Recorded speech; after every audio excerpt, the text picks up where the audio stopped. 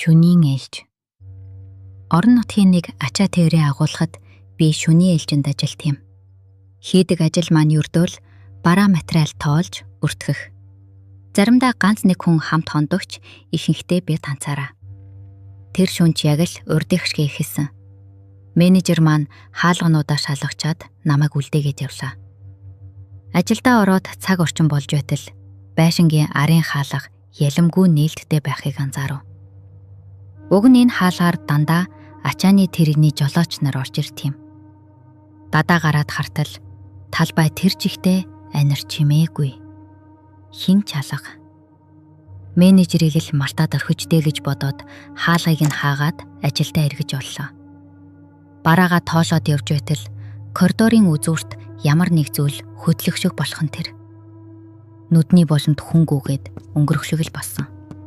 Шууд харсан боловч юу ч алга. Нойр хүрээд хий юм хараад байна уу гэж бодсон ч дотор нэг л тогтургүй болоод гэлөө. Хэдэн минут өнгөрлөө. Дахиад л нөгөөх чинь.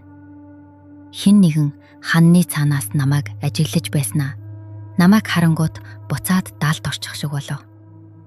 Энэ удаа би шууд тийшээ очиж "Хөөе, хин бэ?" гэж хашвирлаа. Хариу алга.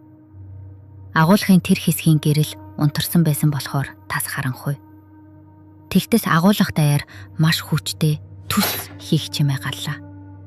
Хин нэгэн төмөр тавиурыг юмар хүчтэй цохих шиг болов.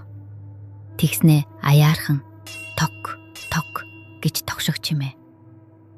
Яг л намайг тэр харанхуй руу дуудаатж байгаа юм шиг. Дотроос минь нэг зэвүүн оргоод би тэр дороо гадагш гүйж гараад цагдаа дуудлаа. Цагдаанаар ирээд шалгатал харанхуй өрөөний том тавиурын ард нэг эр нүгдэж байв. 40 орчим насны маш зэвүүн төрхтэй нөхөр. Камер шүүж үзтэл тэр итгээд бүтэн 7 хоногийн турш шүн болгон байшинг тойрч хаалганууд түгжээтэй эсхийг шалгаж явсан байж. Тэр бүх шүн би дотор ганцаараа байсан гэж бодохоор одоо ч би зарс хийдэг.